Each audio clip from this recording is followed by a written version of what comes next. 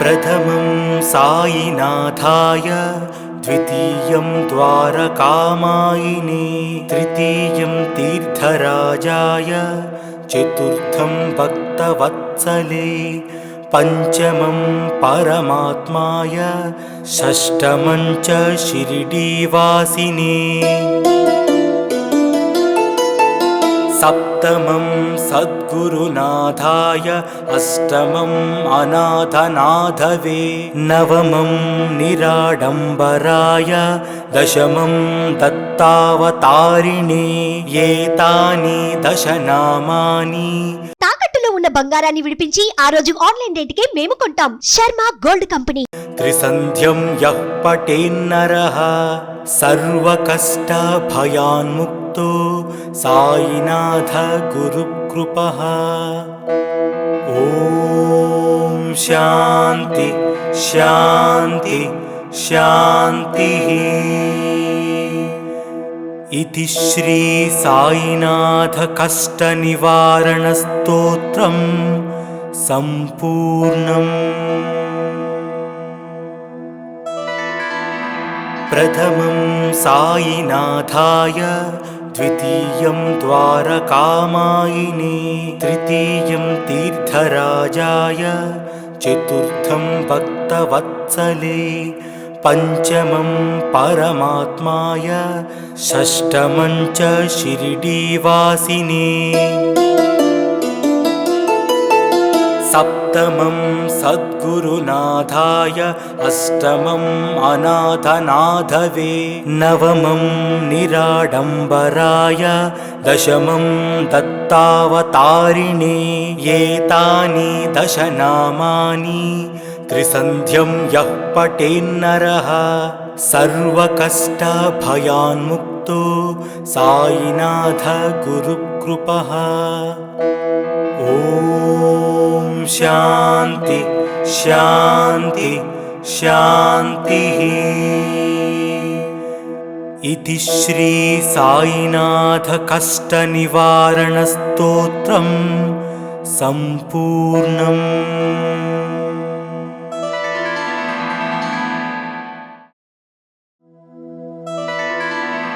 प्रथमं साईनाथाय, द्वितीयं द्वारकामायिने, तृतीयं तीर्थराजाय, चतुर्थं भक्तवत्सले, पंचमं परमात्माय, षष्ठमं च शिरडीवासिने, सप्तमं सद्गुरुनाथाय, अष्टमं अनाथनाथवे, नवमं निराडम्बराय, दशमं दत्तावतारिणे। एतानि दशनामानि त्रिसन्ध्यं यः पठेन्नरः सर्वकष्टभयान्मुक्तो साईनाथ गुरुकृपः। ॐ शान्ति शान्ति शान्तिः। इति श्री साईनाथ कष्टनिवारण स्तोत्रं सम्पूर्णम्।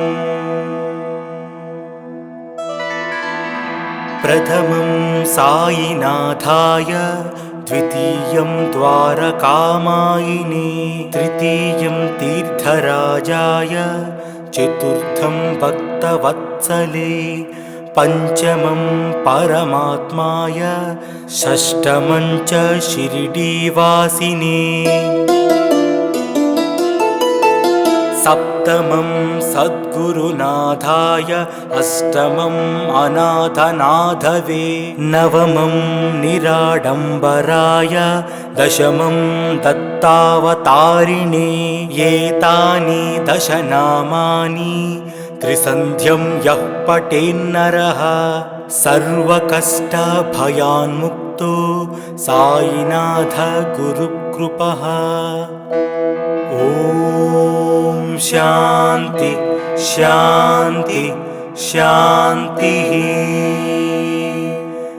इति श्री साईनाथ कष्टनिवारण स्तोत्रं सम्पूर्णम्।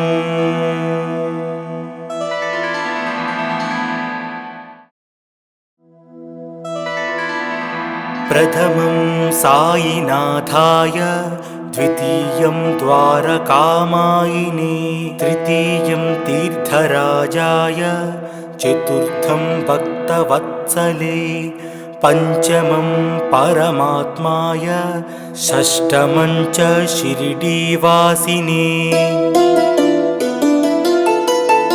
सप्तमं सद्गुरुनाथाय, अष्टमं अनाथनाथवे, नवमं निराडम्बराय, दशमं दत्तावतारिणे।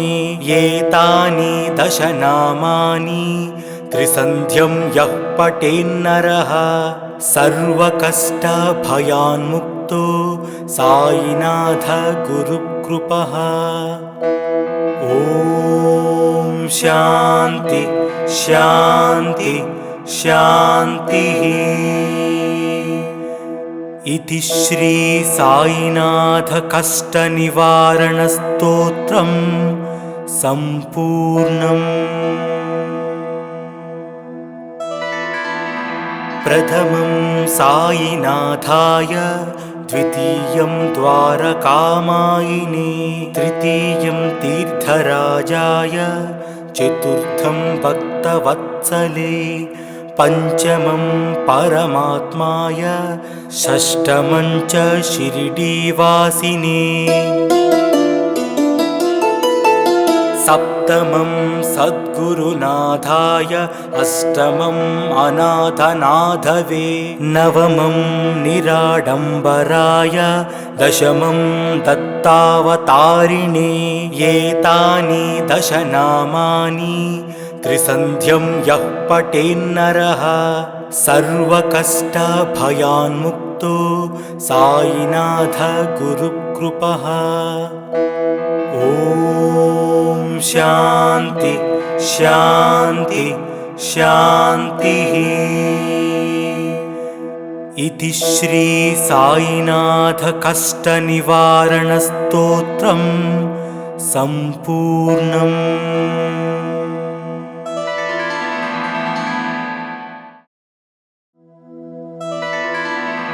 प्रथमं साईनाथाय, द्वितीयं द्वारकामायिने, तृतीयं तीर्थराजाय, चतुर्थं भक्तवत्सले, पञ्चमं परमात्माय, षष्ठमं च शिरडीवासिने, सप्तमं सद्गुरुनाथाय, अष्टमं अनाथनाथवे, नवमं निराडम्बराय, दशमं दत्तावतारिणे। एतानि दशनामानि त्रिसन्ध्यं यः पठेन्नरः सर्वकष्टभयान्मुक्तो साईनाथ गुरुकृपः। ॐ शान्ति शान्ति शान्तिः। इति श्री साईनाथ कष्टनिवारणस्तोत्रम् सम्पूर्णम्।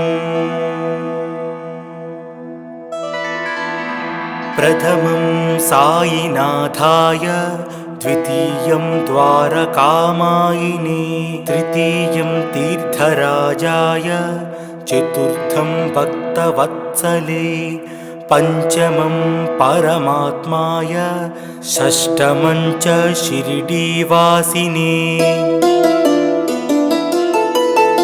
सप्तमं सद्गुरुनाथाय, अष्टमं अनाथनाथवे, नवमं निराडम्बराय, दशमं दत्तावतारिणे। एतानि दशनामानि त्रिसन्ध्यं यः पठेन्नरः सर्वकष्टभयान्मुक्तो साईनाथ गुरुकृपः। ॐ शान्ति शान्ति शान्तिः।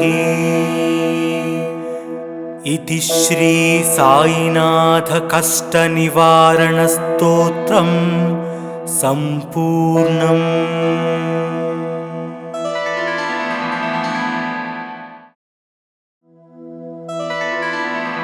प्रथमं साईनाथाय, द्वितीयं द्वारकामायिने, तृतीयं तीर्थराजाय, चतुर्थं भक्तवत्सले, पंचमं परमात्माय, षष्ठमं च शिरडीवासिने,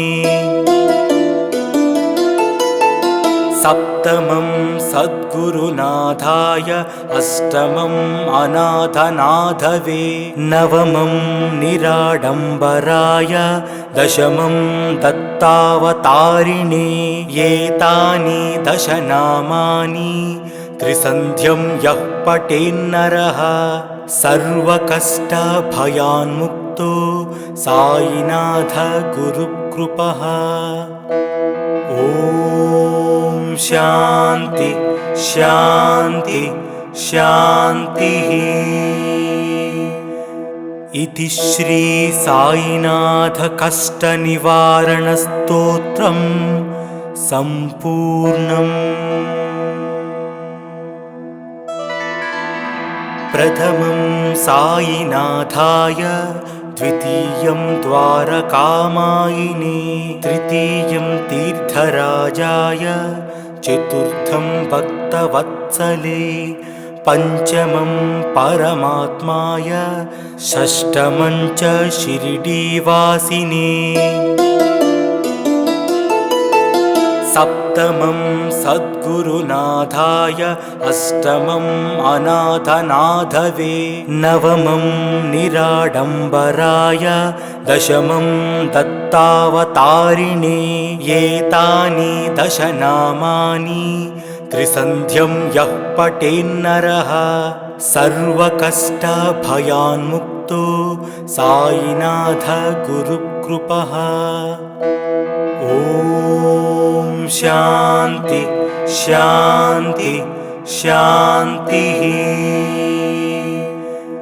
इति श्री साईनाथ कष्टनिवारणस्तोत्रम् सम्पूर्णम्।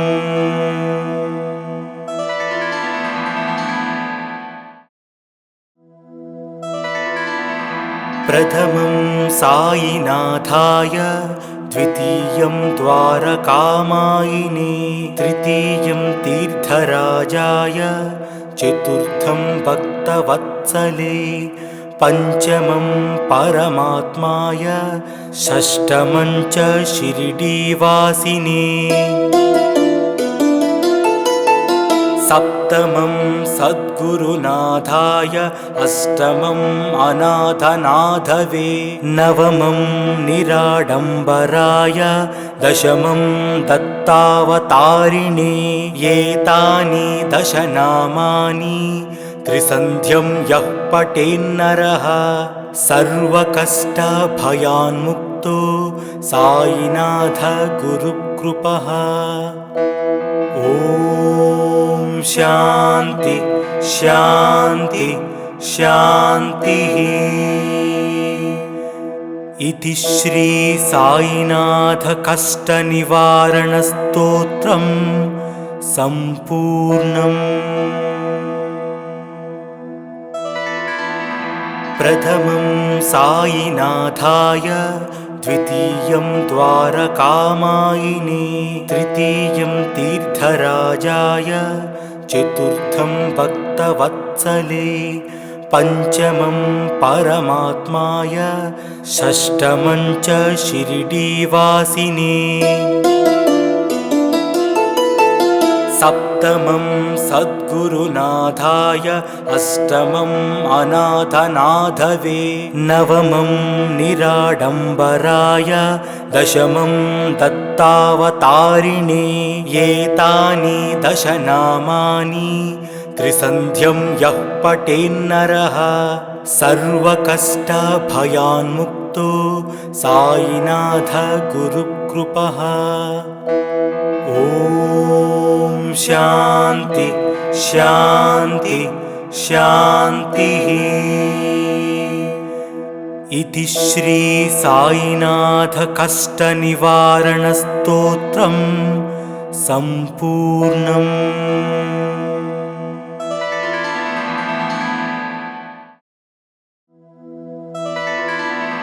प्रथमं साईनाथाय, द्वितीयं द्वारकामायिने, तृतीयं तीर्थराजाय, चतुर्थं भक्तवत्सले, पञ्चमं परमात्माय, षष्ठमं च शिरडीवासिने, सप्तमं सद्गुरुनाथाय, अष्टमं अनाथनाथवे, नवमं निराडम्बराय, दशमं दत्तावतारिणे। एतानि दशनामानि त्रिसन्ध्यं यः पठेन्नरः सर्वकष्टभयान्मुक्तो साईनाथ गुरुकृपः। ॐ शान्ति शान्ति शान्तिः। इति श्री साईनाथ कष्टनिवारणस्तोत्रम् सम्पूर्णम्। प्रथमं साईनाथाय, द्वितीयं द्वारकामायिने, तृतीयं तीर्थराजाय, चतुर्थं भक्तवत्सले, पञ्चमं परमात्माय, षष्ठमं च शिरडीवासिने, सप्तमं सद्गुरुनाथाय, अष्टमं अनाथनाथवे, नवमं निराडम्बराय, दशमं दत्तावतारिणे। एतानि दशनामानि त्रिसन्ध्यं यः पठेन्नरः सर्वकष्टभयान्मुक्तो साईनाथ गुरुकृपः। ॐ शान्ति शान्ति शान्तिः। इति श्री साईनाथ कष्टनिवारणस्तोत्रम् सम्पूर्णम्।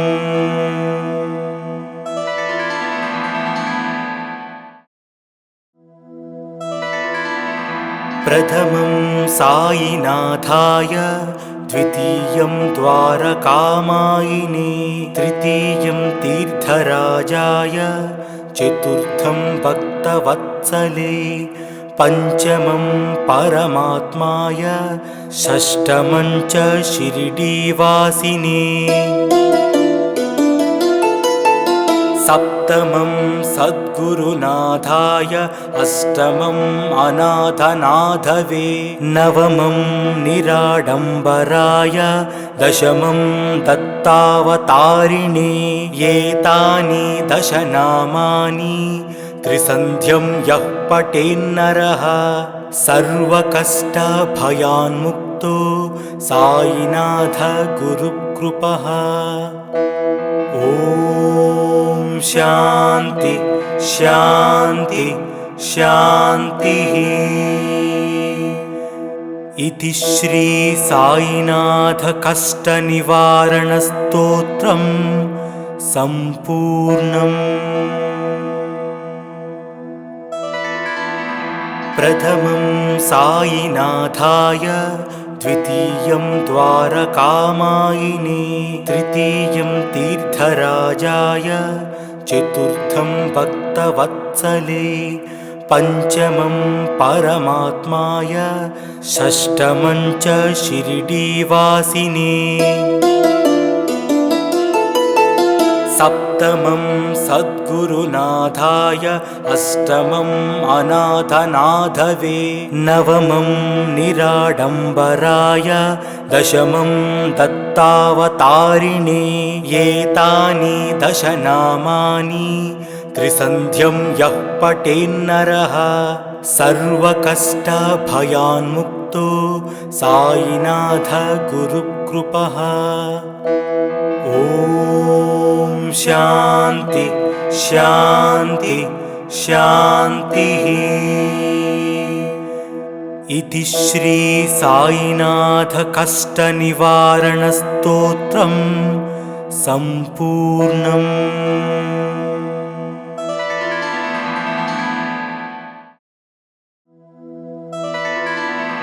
प्रथमं साईनाथाय, द्वितीयं द्वारकामायिने, तृतीयं तीर्थराजाय, चतुर्थं भक्तवत्सले, पंचमं परमात्माय, षष्ठमं च शिरडीवासिने, सप्तमं सद्गुरुनाथाय, अष्टमं अनाथनाथवे, नवमं निराडम्बराय, दशमं दत्तावतारिणे। एतानि दश नामानि त्रिसन्ध्यं यः पठेन्नरः सर्वकष्टभयान्मुक्तो साईनाथ गुरुकृपः। ॐ शान्ति शान्ति शान्तिः। इति श्री साईनाथ कष्ट निवारण स्तोत्रम् सम्पूर्णम्। प्रथमं साईनाथाय, द्वितीयं द्वारकामायिने, तृतीयं तीर्थराजाय, चतुर्थं भक्तवत्सले, पंचमं परमात्माय, षष्ठमं च शिरडीवासिने, सप्तमं सद्गुरुनाथाय, अष्टमं अनाथनाथवे, नवमं निराडम्बराय, दशमं दत्तावतारिणे। एतानि दश नामानि त्रिसन्ध्यं यः पठेन्नरः सर्वकष्टभयान्मुक्तो साईनाथ गुरुकृपः। ॐ शान्ति शान्ति शान्तिः। इति श्री साईनाथ कष्ट निवारण स्तोत्रम् सम्पूर्णम्।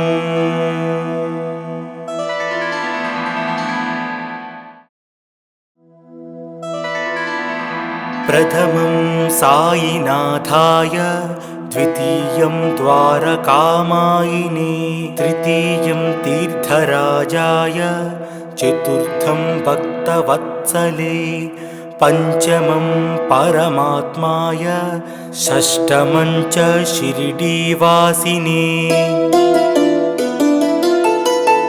सप्तमं सद्गुरुनाथाय, अष्टमं अनाथनाथवे, नवमं निराडम्बराय, दशमं दत्तावतारिणे।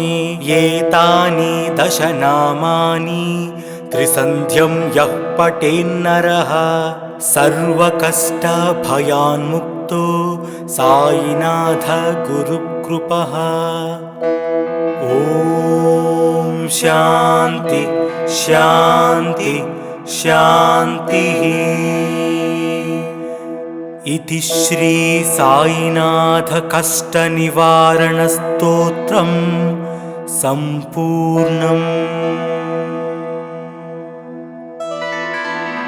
प्रथमं साईनाथाय, द्वितीयं द्वारकामायिने, तृतीयं तीर्थराजाय, चतुर्थं भक्तवत्सले, पंचमं परमात्माय, षष्ठमं च शिरडीवासिने,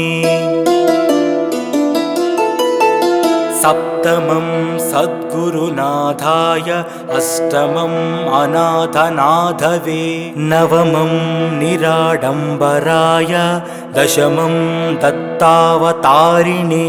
एतानि दश नामानि त्रिसन्ध्यं यः पठेन्नरः सर्वकष्टभयान्मुक्तो साईनाथ गुरुकृपः। गुरुकृपः।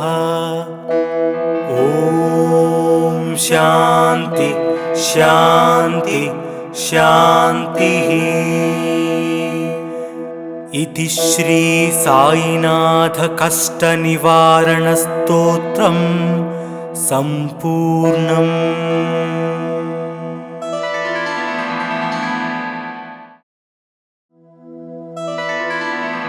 प्रथमं साईनाथाय, द्वितीयं द्वारकामायिने, तृतीयं तीर्थराजाय, चतुर्थं भक्तवत्सले, पंचमं परमात्माय, षष्ठमं च शिरडीवासिने, सप्तमं सद्गुरुनाथाय, अष्टमं अनाथनाथवे, नवमं निराडम्बराय, दशमं दत्तावतारिणे।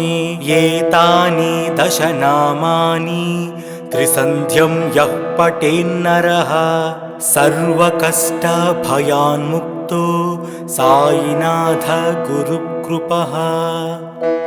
ॐ शान्ति शान्ति शान्तिः। इति श्री साईनाथ कष्टनिवारणस्तोत्रं सम्पूर्णम्। प्रथमं साईनाथाय, द्वितीयं द्वारकामायिने, तृतीयं तीर्थराजाय, चतुर्थं भक्तवत्सले, पंचमं परमात्माय, षष्ठमं च शिरडीवासिने, सप्तमं सद्गुरुनाथाय, अष्टमं अनाथनाथवे, नवमं निराडम्बराय, दशमं दत्तावतारिणे। एतानि दशनामानि त्रिसन्ध्यं यः पठेन्नरः सर्वकष्टभयान्मुक्तो साईनाथ गुरुकृपः। ॐ शान्ति शान्ति शान्तिः। इति श्री साईनाथ कष्टनिवारणस्तोत्रं सम्पूर्णम्।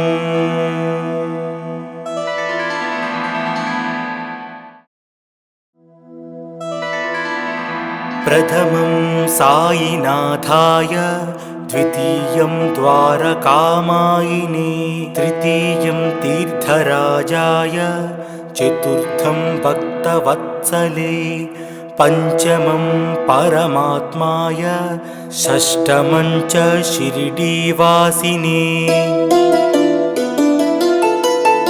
सप्तमं सद्गुरुनाथाय, अष्टमं अनाथनाथवे, नवमं निराडम्बराय, दशमं दत्तावतारिणे। एतानि दशनामानि त्रिसन्ध्यं यः पठेन्नरः सर्वकष्टभयान्मुक्तो साईनाथ गुरुकृपः।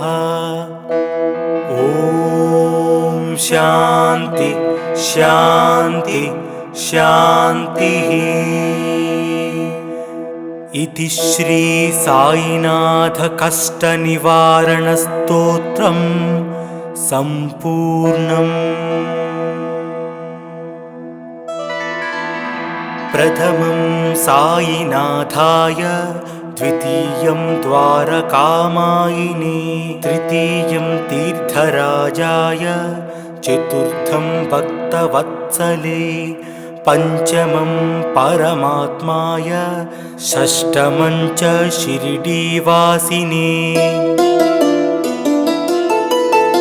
सप्तमं सद्गुरुनाथाय, अष्टमं अनाथनाथवे, नवमं निराडम्बराय, दशमं दत्तावतारिणे। एतानि दशनामानि त्रिसन्ध्यं यः पठेन्नरः सर्वकष्टभयान्मुक्तो मुक्तो साईनाथ गुरुकृपः। ॐ शान्ति शान्ति शान्तिः। इति श्री साईनाथ कष्ट निवारण स्तोत्रम् सम्पूर्णम्।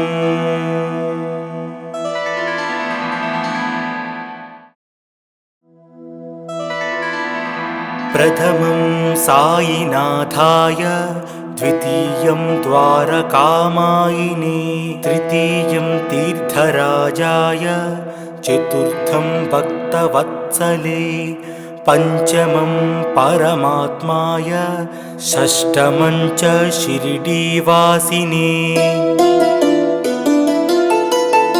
सप्तमं सद्गुरुनाथाय, अष्टमं अनाथनाथवे, नवमं निराडम्बराय, दशमं दत्तावतारिणे।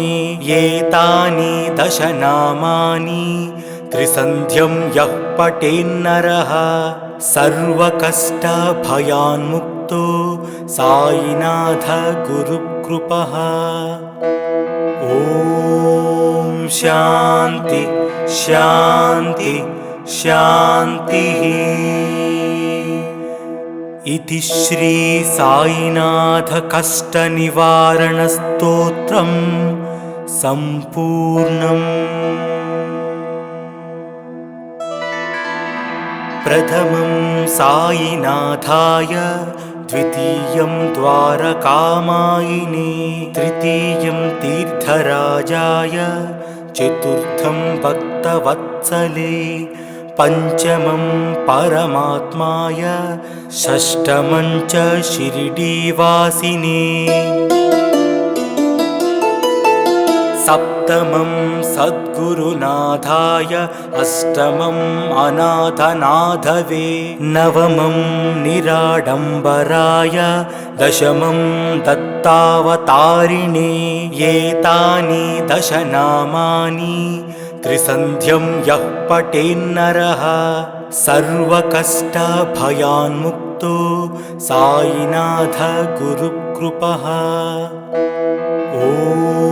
ॐ शान्ति शान्ति शान्तिः। इति श्री साईनाथ कष्ट निवारण स्तोत्रम् सम्पूर्णम्।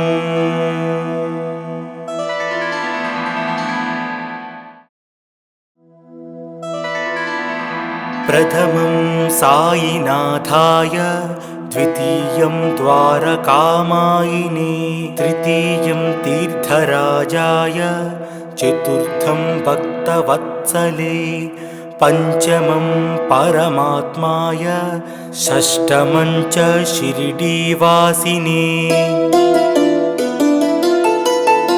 सप्तमं सद्गुरुनाथाय, अष्टमं अनाथनाथवे, नवमं निराडम्बराय, दशमं दत्तावतारिणे। एतानि दश नामानि त्रिसन्ध्यं यः पठेन्नरः सर्वकष्टभयान्मुक्तो साईनाथ गुरुकृपः। ॐ शान्ति शान्ति शान्तिः। इति श्री साईनाथ कष्ट निवारण स्तोत्रम् सम्पूर्णम्। प्रथमं साईनाथाय, द्वितीयं द्वारकामायिने, तृतीयं तीर्थराजाय, चतुर्थं भक्तवत्सले, पंचमं परमात्माय, षष्ठमं च शिरडीवासिने, सप्तमं सद्गुरुनाथाय, अष्टमं अनाथनाथवे, नवमं निराडम्बराय, दशमं दत्तावतारिणे।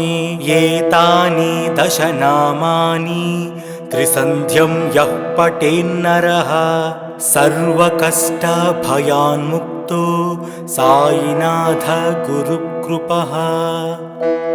ॐ शान्ति शान्ति शान्तिः। इति श्री साईनाथ कष्टनिवारणस्तोत्रं सम्पूर्णम्।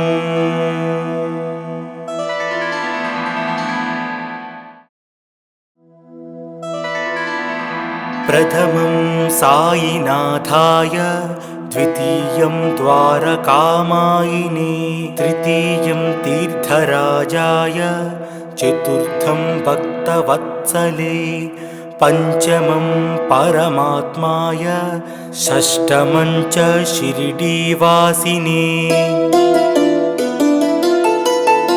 सप्तमं सद्गुरुनाथाय, अष्टमं अनाथनाथवे, नवमं निराडम्बराय, दशमं दत्तावतारिणे।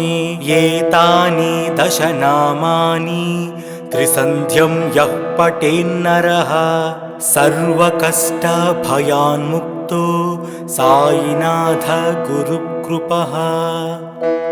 ॐ शान्ति शान्ति शान्तिः। इति श्री साईनाथ कष्टनिवारणस्तोत्रं सम्पूर्णम्। प्रथमं साईनाथाय, द्वितीयं द्वारकामायिने, तृतीयं तीर्थराजाय, चतुर्थं भक्तवत्सले, पंचमं परमात्माय, षष्ठमं च शिरडीवासिने, सप्तमं सद्गुरुनाथाय, अष्टमं अनाथनाथवे, नवमं निराडम्बराय, दशमं दत्तावतारिणे। एतानि दश नामानि त्रिसन्ध्यं यः पठेन्नरः सर्वकष्टभयान्मुक्तो साईनाथ गुरुकृपः। ॐ शान्ति शान्ति शान्तिः। इति श्री साईनाथ कष्टनिवारणस्तोत्रं सम्पूर्णम्।